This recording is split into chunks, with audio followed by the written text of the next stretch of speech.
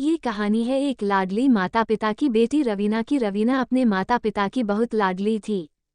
3 बड़े भाइयों की बहन थी। रवीना कोई भी चीज मांगने पर उसी वक्त उसके सामने हाजिर हो जाती। पूरे घर में रौब था उसका। पूरे परिवार और नौकरों पर राजकुमारी की तरह हुक्म चलाती थी रवीना। कॉलेज में भी पूरा रौब था उसका। बड़े घर की लाडली जो थी वह। ऐसे ही उसने कॉलेज में दाखिला लिया। उसके ठाठ बाट, बड़ी गाड़ी में आना जाना, हर दिन नया फैशन देखकर हर कोई रवीना से दोस्ती करना चाहता था। थोड़े ही दिनों में रवीना के बहुत से दोस्त बन गए। पूरे कॉलेज में उसकी अपनी ही एक पहचान थी। इन दिनों उसके घर एक बहुत अच्छा रिश्ता आया। खानदानी लोग थे और पापा की पुरानी जान पहचान थी उनके साथ। रवीना के साथ कोई शादी के लिए जबरदस्ती नहीं थी, पर रवीना ने फिर भी शादी के लिए हाँ कर दी, क्योंकि वह अपने परिवार से बहुत प्यार करती थी। वह जानती थी कि वह पापा उसका अच्छा ही सोचेंगे। लड़के का नाम अक्षय था। अक्षय काफी पढ़ा लिखा और समझदार लड़का था। रवीना के ससुराल वाले भी बहुत अच्छे थे। ससुराल में रवीना की जगह वैसी ही थी जैसी कि मायके में।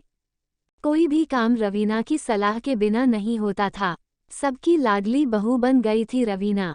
फिर उसके घर एक बेटे का जन्म हुआ। सुनील नाम था बेटे का। रवीना को जान से प्यारा था।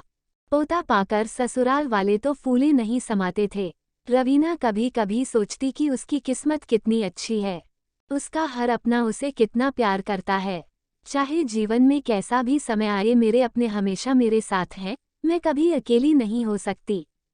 कितनी खुशकिस्मत हूँ मैं। पर शायद रवीना की खुशियों को उसकी अपनी ही नज़र लग गई थी। एक दिन वह मायके जाने की जिद कर बैठी। अक्षय को बहुत काम था, लेकिन वह फिर भी उसे ले गया रवीना के पापा के घर। रास्ते में उनकी गाड़ी अन्य गाड़ी से टकरा गई। रवीना, अक्षय और सुनील बहुत बुरी तरह से जख्मी हो गए। काफी दिनों के इलाज के बाद अक्षय और सुनील तो ठीक हो गए, लेकिन रवीना पूरी तरह ठीक ना हो सकी। सर पर चोट लगने के कारण वह अपनी आंखों की रोशनी खो बैठी। अब रवीना की किस्मत जैसे उल्टे पांव चलने लगी। मायके वाले कुछ दिनों तक उसे मिलने आते रहे, फिर कभी कभार फोन ही करके पूछ लेते कि अब कैसी हो। धीरे धीरे ये सिलसिला भी कम हो गया। ससुराल वालों की सहानुभूति भी कम होने लगी। घर में किसी को पास बैठने के लिए कहती तो जवाब मिलता, बहुत काम है, अब तुम भी हाथ नहीं बंटा सकती। अक्षय भी चिड़चिड़ा हो गया था। बस सुनील ही था उसका बेटा, उसके साथ हंसते खेलते उसका वक्त गुजरता। एक दिन रवीना के हाथ से कुछ सामान गिर गया, जिसकी वजह से सुनील रवीना के बेटे को हल्की सी चोट लग गई। रवीना के सास ससुर ने सुनील को उससे अलग कर दिया कि कहीं उसके ना देखने की वजह से बच्चे का कोई नुकसान ना हो जाए। रवीना अंदर से टूट चुकी थी। एक दिन उसने सबके सामने मायके जाने की इच्छा रखी तो अक्षय उसे तुरंत मायके छोड़ आया, जैसे कि वह भी यही चाहता था। रवीना को उसके पापा के घर भेज दिया जाए, लेकिन सुनील को उसके साथ नहीं भेजा गया। रवीना कभी सुनील से दूर नहीं रही थी, पर अपनी आंखों की कमी के कारण उसने ज्यादा बहस नहीं की।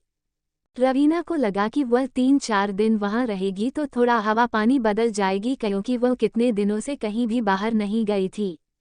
घर वाले भी इतने दिनों बाद उसे देखकर कितने खुश होंगे। रवीना के घर पहुंचने पर सब लोग बहुत खुश हुए। खाने में सब कुछ रवीना की पसंद का ही बना था।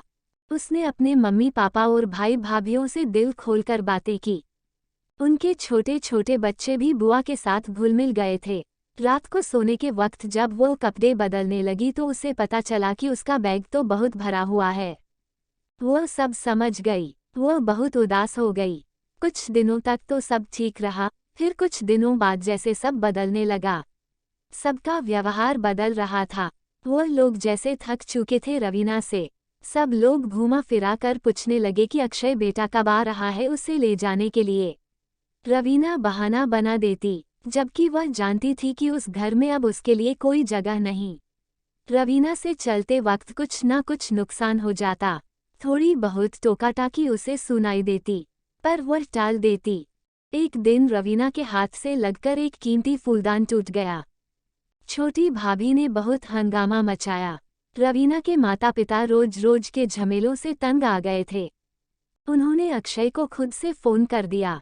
अक्षय घर आकर रवीना को अपने घर ले गया। रवीना को अपने परिवार वालों से ये उम्मीद ना थी। जिस रवीना के कहे बिना घर में एक पत्ता भी नहीं हिलता था, उस घर के लिए वह अब बोझ बन चुकी थी। अक्षय के साथ ससुराल जाते वक्त वो बहुत खुश थी, क्योंकि वह अपने घर जा रही थी, अपने जिगर के टुकड़े सुनील बेटे के पास। परंतु ये खुशी भी कुछ पल की ही थी। सारा बंदोबस्त ससुराल वाले पहले ही किए हुए थे। रवीना को सीधे ऊपर वाले कमरे में पहुंचा दिया गया। सुनील उसके बेटे से दूर रहने की सख्त चेतावनी दी गई।